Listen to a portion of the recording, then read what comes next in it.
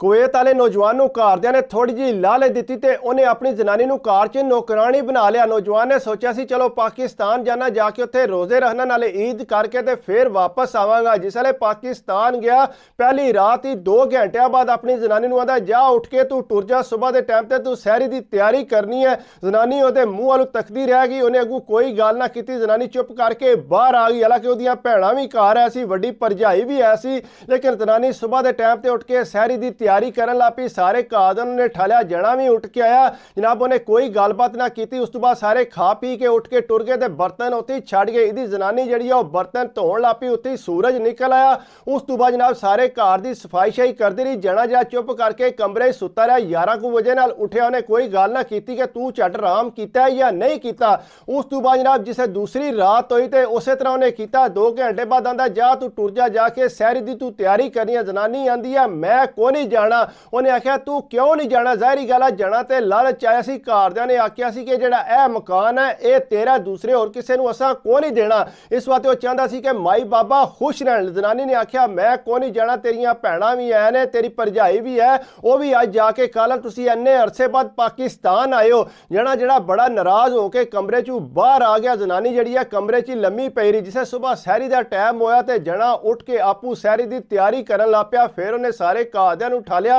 ਘਰ ਦੇ ਤਾਕੇ ਪਰੇਸ਼ਾਨ ਹੋ ਗਏ। ਨਾ ਕਿਹਾ ਤੂੰ ਕਿਉਂ ਲੱਗੇ, ਜਨਾਨੀ ਤੇਰੀ ਕਿੱਥੇ ਹੈ? ਜਿਸਲੇ ਜਨਾਨੀ ਨੂੰ ਠਾਲ ਕੇ ਲੈਂਦੇ ਉਹ ਵੀ ਤਾਕੇ ਹੈਰਾਨ ਹੋ ਗਈ ਕਿ ਜਣਾ ਇਹਦਾ ਲੱਗਿਆ ਰੋਟੀਆਂ ਛੋਟੀਆਂ ਬਣਾ ਕੇ ਸਾਰੀ ਤਿਆਰੀ ਕਰਕੇ ਤੇ ਉਹ ਬੈਠੀ ਹੈ।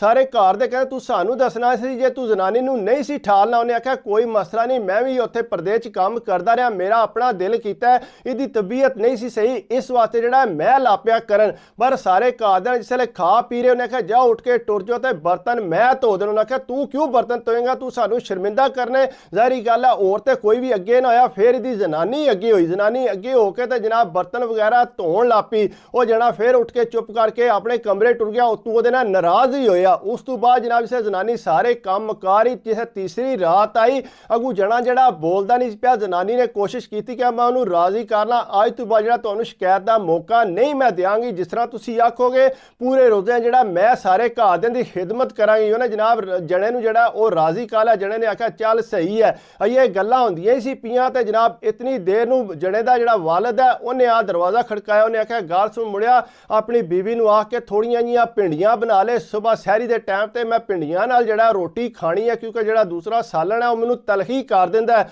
ਉਹਨੇ ਆਖਿਆ ਠੀਕ ਹੈ ਅੱਬਾ ਜੀ ਤੁਸੀਂ ਫਿਕਰ ਨਾ ਕਰੋ, ਮੈਂ ਇਹਨੂੰ ਆਖਣਾ। ਉਹ ਜਨਾਬ ਇਹ ਕਮਰੇ 'ਚ ਗਈ ਸੀ ਤੇ ਇਤਨੀ ਦੇਰ ਨੂੰ ਉਹ ਆਰਡਰ ਆ ਵੀ ਗਿਆ ਸੀ। ਰਾਤੀ 12 ਕੁ ਦਾ ਟਾਈਮ ਹੋਇਆ ਸੀ। ਉਹਨੇ ਆਖਿਆ ਜਾ ਕੇ ਭਿੰਡੀਆਂ ਜਿਹੜੀਆਂ ਨੇ ਤੂੰ ਧੋ ਕੇ ਜਾ ਕੇ ਕੱਟ ਕੇ ਤੇ ਬਣਾ ਕੇ ਫਿਰ ਤੂੰ ਆ ਜੀ। ਉਹਨੇ ਆਖਿਆ ਪਿੱਛੇ ਕਿਹੜਾ ਟਾਈਮ ਰਿਹਾ ਜਿਹੜਾ ਇਤਨੀ ਦੇਰ ਉੱਤੇ ਸਹਿਰੀ ਦਾ ਟਾਈਮ। ਉਹਨੇ ਆਖਿਆ ਜਾ ਫਿਰ ਜਾ ਕੇ ਸਹਿਰੀ ਦੀ ਤੂੰ ਤਿਆਰੀ ਕਰ। ਉਹਨੇ ਜਨਾਬ ਚੁੱਪ ਕਰਕੇ ਉੱਠ ਕੇ ਆ ਗਈ। ਉਹਨੂੰ ਬੜਾ ਵੱਟ ਲੱਗਾ ਕਿ ਜਣਾ ਮੇਰਾ ਅਹਿਸਾਸ ਨਹੀਂ ਕਰਦਾ। ਉਹਨੇ ਜਨਾਬ ਜਾ ਕੇ ਭਿੰਡੀਆਂ ਛਿੰਡੀਆਂ ਬਣਾਈਆਂ। ਜ਼ਾਹਿਰੀ ਗੱਲ ਆ ਟਾਈਮ ਤੇ ਫਿਰ ਲੱਗ ਹੀ ਜਾਂਦਾ। ਉਸ ਤੋਂ ਬਾਅਦ ਸਾਰੇ ਘਰਦਿਆਂ ਵਾਸਤੇ ਰੋਟੀ ਬਣਾਣੀ, 3:30 ਵਜੇ ਰੋਜ਼ਾ ਬੰਦ ਹੋਣਾ ਸੀ। ਉਹ ਜਨਾਬ ਪੂਰੀ ਤਿਆਰੀ ਸ਼ੇਅਰ ਕਰਕੇ ਜਿਸੇ ਸਾਰੇ ਘਰ ਦੇ ਆ ਗਏ, ਆ ਕੇ ਬਹਿ ਕੇ ਇਸਲੇ ਰੋਜ਼ੇ ਦਾ ਸਹਿਰੀ ਕੀਤੀ। ਉਹ ਤੋਂ ਬਾਅਦ ਫਿਰ ਉੱਠ ਕੇ ਟੁਰ ਗਏ। ਬਰਤਨ ਸਾਰੇ ਜਨਾਬ ਉਹਨੇ ਧੋਤੇ। ਸਵੇਰ ਦੇ ਟਾਈਮ ਤੇ ਉੱਠੀ ਜਣਾ ਹੀ ਅੰਦਰ ਸੁੱਤੇ ਅਸੀਂ। ਉਹਨੇ ਜਨਾਬ ਉੱਠ ਕੇ ਤੇ ਆਪਣਾ ਬੈਗ ਬੰਨ ਲਿਆ। ਇੱਕ ਉਹਨਾਂ ਦਾ ਪੁੱਤਰ ਸੀ ਕਲਮ ਕੱਲਾ। ਉਹ ਜਿਸ ਸਾਰੇ ਘਰ ਦਾ ਉਹਨੇ ਆਖਿਆ ਕੁੜੀਏ ਤੂੰ ਕਿੱਧਰ ਚਲੀਏ ਬੈਗ ਬਣ ਕੇ? ਉਹਨੇ ਕਿਹਾ ਮੈਂ ਹੁਣ ਤੁਹਾਡੇ ਨਾਲ ਨਹੀਂ ਰਹਿਣਾ, ਤੁਸੀਂ ਮੇਰੇ ਨਾਲ ਸਾਰੇ ਜ਼ੁਲਮ ਪੇ ਕਰਦੇ ਹੋ। ਮੇਰਾ ਜਣਾ ਬਾਹਰੋਂ ਆਇਆ, ਮੈਨੂੰ ਕੋਈ ਮੌਕਾ ਨਹੀਂ ਦਿੰਦਾ ਕਿ ਮੈਂ ਵੀ ਆਰਾਮ ਕਰ ਲਵਾਂ। ਉਤੋਂ ਮੇਰਾ ਜਣਾ ਵੀ ਐਸੇ ਤਰ੍ਹਾਂ ਦਾ ਹੀ ਹੈ। ਉਹ ਜਨਾਬ ਸੇ ਜੜੇ ਨੂੰ ਠਾਲ ਕੇ ਲਿਆਂਦੇ ਨੇ। ਜੜੇ ਨੇ ਇਸੇ ਤੱਕਿਆ ਕਿ ਜਨਾਨੀ ਨੇ ਬੈਗ ਸ਼ੈਗ ਬੰਨੇ। ਉਹਨੇ ਆਖਿਆ ਕਿੱਧਰ ਚੱਲੀ? ਉਹਨੇ ਕਿਹਾ ਮੈਂ ਹੁਣ ਤੇਰੇ ਨਾਲ ਨਹੀਂ ਰਹਿਣਾ, ਜਿਹੜੀਆਂ ਤੇਰੀਆਂ ਹਰਕਤਾਂ ਨੇ। ਤੀਸਰਾ ਚੌਥਾ ਦਿਨ ਹੈ ਤੈਨੂੰ ਪਾਕਿਸਤਾਨ ਆਇਆ ਤੇ ਲਗਾਤਾਰ ਮੈਂ ਲੱਗੀਆਂ, ਤੇਰੀਆਂ ਭੈਣਾਂ ਜਵਾਨ ਨੇ, ਵੱਡੀ ਭਰਜਾਈ ਹੈ, ਤੂੰ ਕਿਸੇ ਨੂੰ ਨਹੀਂ ਆਖਦਾ, ਲਗਾਤਾਰ ਮੈਂ ਕੰਮ ਲੱਗੀਆਂ, ਇਸ ਤਰ੍ਹਾਂ ਤੇ ਕੰਮ ਨਹੀਂ ਚੱਲੇਗਾ। ਉਹ ਜਨਾਬ ਜਣਾ ਬੜਾ ਗੁੱਸਾ ਕਰ ਗਿਆ। ਉਹਨੇ ਆਖਿਆ ਜੇ ਤੂੰ ਇਸ ਘਰ ਚੋਂ ਬਾਹਰ ਗਈ ਤੇ ਦੁਬਾਰਾ ਮੈਂ ਤੈਨੂੰ ਘਰ 'ਚ ਵਾਪਸ ਨਹੀਂ ਲੈ ਕੇ। ਉਹਨੇ ਆਖਿਆ ਤੂੰ ਕਿ ਨਹੀਂ ਲੈ ਕੇ ਆਉਣਾ, ਮੈਂ ਹੁਣ ਵਾਪਸ ਆਉਣਾ ਹੀ ਨਹੀਂ। ਉਹ ਸਾਰੇ ਘਰਦਿਆਂ ਨੂੰ ਕਹਿੰਦਾ ਅੰਮਾ ਜੀ ਤੁਸੀਂ ਚੁੱਪ ਕਰ ਜਾਓ, ਇਹਦੀ ਆਕੜ ਮੈਂ ਆਪੇ ਪਾਲ ਲਾਂਗਾ, ਇਹਨੂੰ ਤੁਸੀਂ ਜਾਣ ਦਿਓ। ਘਰ ਦੇ ਵੀ ਚੁੱਪ ਕਰ ਰਹੇ। ਉਹਨਾਂ ਕਿਹਾ ਠੀਕ ਹੈ ਪੁੱਤਰ, ਜਿਸ ਤਰ੍ਹਾਂ ਤੂੰ ਉਹਨੇ ਜਨਾਬ ਆਪਣਾ ਮੁੰਡਾ ਫੜਿਆ ਤੇ ਆਪਣੇ ਕੱਪੜੇ ਵਲੇਟੇ ਤੇ ਆਪਣੇ ਘਰ ਟੁਰ ਗਈ। ਜਿਸਲੇ ਆਪਣੇ ਘਰ ਟੁਰ ਗਈ ਉਹਨੇ ਤੇ ਸੋਚਿਆ ਚਲੋ 2-3 ਚਵਾਂ ਦਿਹਾੜਿਆਂ 'ਚ ਉਹ ਵਾਪਸ ਆ ਜਾਏਗੀ, ਲੇਕਿਨ ਉਹ ਵਾਪਸ ਕੌਣ ਆਈ। ਜਿਸਲੇ ਅੰਮਾ ਅੱਬੇ ਨੇ ਆਖਿਆ ਪੁੱਤਰ ਕੋ ਨਹੀਂ, ਅਸੀਂ ਜਾ ਜਾ ਕੇ ਮਨਾ ਲਿਆਵਨੇ ਆ। ਜਿਸਲੇ ਉਹ ਉੱਥੇ ਗਏ ਮਨਾਉਣ ਵਾਸਤੇ ਤੇ ਉਹਨਾਂ ਆਖਿਆ ਗੱਲ ਸੁਣੋ, ਜਿੰਨੀ ਦੇਰ ਤੱਕ ਮੇਰਾ ਜਣਾ ਆਪੂ ਨਹੀਂ ਆਵੇਗਾ ਨਾ ਆ ਕੇ ਮੈਨੂੰ ਮਨਾਉਣ ਵਾਸਤੇ, ਮੈਂ ਵਾਪਸ ਕੋ ਨਹੀਂ ਜਾਣਾ। ਉਹਨਾਂ ਆਖਿਆ ਪੁੱਤਰ ਉਹ ਵੀ ਆਕੜਿਆ, ਤੂੰ ਜ਼ਿੱਦ ਨਾ ਕਰ, ਤੂੰ ਇੰਜ ਕਰ ਵਾਪਸ ਆ। ਉਹਨੇ ਆਖਿਆ ਹਾਲਾ ਜੀ ਹੁਣ ਮੈਂ ਵਾਪਸ ਕੋ ਨਹੀਂ ਆਉਣਾ ਜਿੰਨੀ ਦੇਰ ਤੱਕ ਉਹਨੇ ਨਹੀਂ ਆਉਣਾ। ਉਹਨਾਂ ਆ ਕੇ ਮੁੜੇ ਉਹਨਾਂ ਆਖਿਆ ਅੰਮਾ ਜੀ ਗੱਲ ਸੁਣੋ, ਤੁਸੀਂ ਮੇਰੀ ਦੂਸਰੇ ਵਿਆਹ ਦੀ ਤਿਆਰੀ ਕਰੋ, ਮੈਂ ਦੂਸਰਾ ਵਿਆਹ ਕਰਨਾ, ਮੈਨੂੰ ਦੱਸਣਾ ਚਾਹਨਾ, ਇਹ ਆਪੇ ਆ ਕੇ ਮੇਰੇ ਪੈਰਾਂ 'ਚ ਡਿੱਗੇਗੀ। ਉਹਨਾਂ ਆਖਿਆ ਠੀਕ ਹੈ ਪੁੱਤਰ ਤੇਰੀ ਮਰਜ਼ੀ। ਮਾਂ ਪਿਓ ਵੀ ਉਹਦੇ ਨਾਲ ਹੀ ਰਲ ਗਏ। ਰੋਜ਼ੇ ਇਸ ਤਰ੍ਹਾਂ ਦੇ ਗੁਜ਼ਰਦੇ ਸੀ ਪਏ ਉਹਨਾਂ ਜਨਾਬ ਹੋਰ ਰਿਸ਼ਤਾ ਤਾਂ ਕਿ ਆਪਣੇ ਰਿਸ਼ਤੇਦਾਰਾਂ 'ਚ, ਤੇ ਉਹ ਮੁੰਡੇ ਦਾ ਫਟਵੜ ਨਿਕਾਹ ਕਰ ਦਿੱਤਾ। ਜਿਸੇ ਨਿਕਾਹ ਕੀਤਾ ਜਨਾਬ ਤੇ ਉਹ ਜ਼ਨਾਨੀ ਜਿਹੜੀ ਘਰ ਲਿਆਂਦੀ ਉਹਨੇ ਤੇ ਜਨਾਬ ਕੋਈ ਹਿਦਮਤ ਨਾ ਕਰਨੀ, ਬਿਲਕੁਲ ਮਾਂ ਪਿਓ ਵਾਲੂ ਤੱਕਣਾ ਵੀ ਕੋਨਾ, ਉਹਦੇ ਤੇ ਆਪਣੇ ਜਿਹੜਾ ਸਿੰਗਾਰ ਨਹੀਂ ਸੀ ਮੁੱਕਦੇ ਹੈ ਵੀ। ਘਰ ਦੇ ਬੜੇ ਪਰੇਸ਼ਾਨ ਹੈ। ਪਹਿਲੀ ਕੁੜੀ ਤੇ ਬੜੀ ਚੰਗੀ ਸੀ, ਸਿਰਫ ਜਣੇ ਦੇ ਆਉਣ ਨਾਲ ਥੋੜਾ ਜਿਹਾ ਉਹ ਆਪਣਾ ਟਾਈਮ ਮੰਗਦੀ ਸੀ, ਲੇਕਿਨ ਇਹ ਜਿਹੜੀ ਹੈ ਕਿਧਰੇ ਖਲੋਂਦੀ ਕੋਈ ਸੀ। ਜਣੇ ਦੇ ਜੇਬ 'ਚੋਂ ਪੈਸੇ ਕੱਢ ਕਰਦੀ ਸੀ, ਘਰੋਂ ਜਿਹੜਾ ਪੈਸੇ ਲੈ ਜਾਂਦੀ ਸੀ, ਆਪਣੇ ਮਾਪਿਓ ਦੇ ਘਰ ਜਾ ਕੇ ਵੜੀ ਰਹਿੰਦੀ ਸੀ। ਰੋਜ਼ਾਨਾ ਰੋਜ਼ੇ ਦਾ ਬੰਦੋਬਸਤ ਜਿਹੜਾ ਆਪਣੇ ਮਾਪਿਓ ਦੇ ਘਰ ਉਹਨੇ ਚੰਗਾ ਭਲਾ ਕਰਵਾਇਆ ਹੁੰਦਾ। ਉਹ ਬੜੇ ਤੰਗ ਆ ਗਏ ਸੀ। ਉਹਨਾਂ ਆਖਿਆ ਇਹ ਤੇ ਸਾਨੂੰ ਕੋਈ ਓਚ ਪੂਣਾ ਜਿਹਾ ਲੱਭ ਗਿਆ, ਲੇਕਿਨ ਅੱਕ ਕੇ ਉਹ ਕੁੜੀ ਜਿਹੜੀ ਹੈ ਉਹਨੇ ਆਪੂ ਹੀ ਆਖਿਆ, ਤਕਰੀਬਨ 7-8 ਮਹੀਨੇ ਰਹੀ ਹੈ, ਉਹਨੇ ਆਖਿਆ ਜੀ ਮੈਂ ਇਹਦੇ ਨਾਲ ਨਹੀਂ ਰਹਿਣਾ, ਮੈਂ ਤਲਾਕ ਲੈ ਕੇ ਤੇ ਮੈਂ ਇੱਥੋਂ ਚੱਲੀ ਆ। ਉਹ ਤੁਸੀਂ ਆਈ ਇਸ ਤਰ੍ਹਾਂ ਦੇ। ਉਹਨੇ ਜਨਾਬ ਤਲਾਕ ਲੈ ਲਈ। ਤਲਾਕ ਲੈ ਕੇ ਤੇ ਉਹ ਜਨਾਨੀ ਗਈ ਟੁਰ ਗਈ। ਜਣਾ ਫਿਰ ਕਲਮ ਕੱਲਾ ਰਹਿ ਗਿਆ। ਪਿੱਛੇ ਜਿਹੜੀ ਜਨਾਨੀ ਸੀ ਉਹ ਤੇ ਜ਼ਾਹਿਰੀ ਗੱਲ ਹੈ ਨਾਰਾਜ਼ ਹੋ ਕੇ ਗਈ ਸੀ ਇੱਥੋਂ। ਅਗੂ ਕਾਲ ਦੇ ਆਖਿਆ ਪੁੱਤਰ ਸਾਨੂੰ ਤੇ ਉਹ ਹੀ ਧੀ ਚੰਗੀ ਸੀ, ਚਲੋ ਉਹ ਵੀ ਸੱਚੀ ਸੀ ਆਪਣੀ ਜਗ੍ਹਾ ਕਿ ਤੇਰਾ ਉਹਨੂੰ ਟਾਈਮ ਚਾਹੀਦਾ ਹੁੰਦਾ ਸੀ ਉਹ, ਲੇਕਿਨ ਇਸ ਗੱਲ ਤੂੰ ਲਾਲਚ ਕਰਦਾ ਪਿਆ ਕਿ ਘਰ ਦੇ ਜਿਹੜੇ ਨੇ ਉਹ ਮੇਰੇ ਨਾਂ ਜਿਹੜਾ ਮਕਾਨ ਲਾਣਗੇ।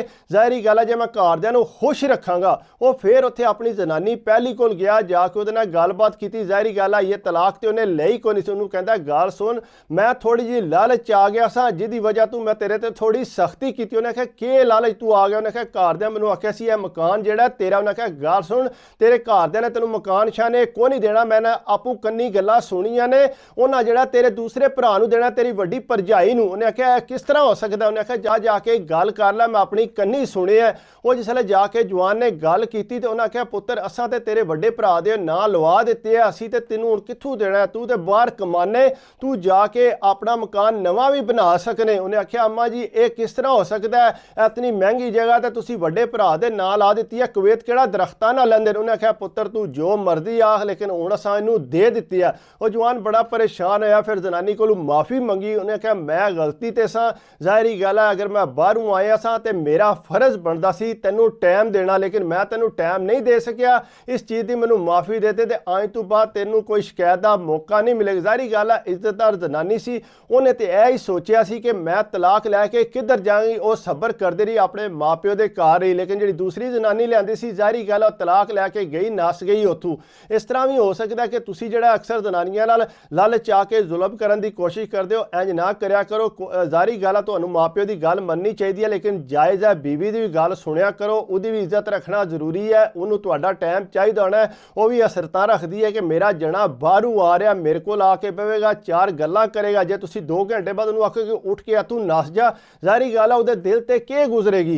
ਇਸ ਤਰ੍ਹਾਂ ਨਹੀਂ ਕਰਨਾ ਚਾਹੀਦਾ। ਕੋਸ਼ਿਸ਼ ਕਰੋ ਕਿ ਉਹਨੂੰ ਵੀ ਟਾਈਮ ਦਿਓ ਜਿਹੜਾ ਉਹਦਾ ਬਣਦਾ, ਤੇ ਘਰਦਿਆਂ ਨੂੰ ਵੀ ਟਾਈਮ ਦਿਓ, ਜ਼ਾਹਿਰੀ ਗੱਲ ਹੈ ਜਿਹੜਾ ਉਹ ਚਾਹੁੰਦੇ ਨੇ। ਬਾਕੀ ਅਗਰ ਮੇਰੀ ਵੀਡੀਓ ਤੁਹਾਨੂੰ ਅੱਛੀ ਲੱਗੇ ਤੇ ਪਲੀਜ਼ ਯਾਰ ਕੋਸ਼ਿਸ਼ ਕਰਿਆ ਕਰੋ, ਲਾਈਕ ਕਰਿਆ ਕਰੋ, ਕਮੈਂਟਸ ਕਰਿਆ ਕਰੋ, ਸਬਸਕ੍ਰਾਈਬ ਕਰ ਦਿਓ ਤੇ ਦਿਲ ਖੁਸ਼ ਹੁੰਦਾ। ਬਾਕੀ ਦੁਆਵਾਂ 'ਚ ਯਾਦ ਰੱਖਿਆ ਕਰੋ, ਆਪਣੀ ਸਿਹਤ ਦਾ ਖਿਆਲ ਰੱਖਿਆ ਕਰੋ। ਸਿਹਤ ਤੇ ਸਭ ਕੁਝ ਹੈ।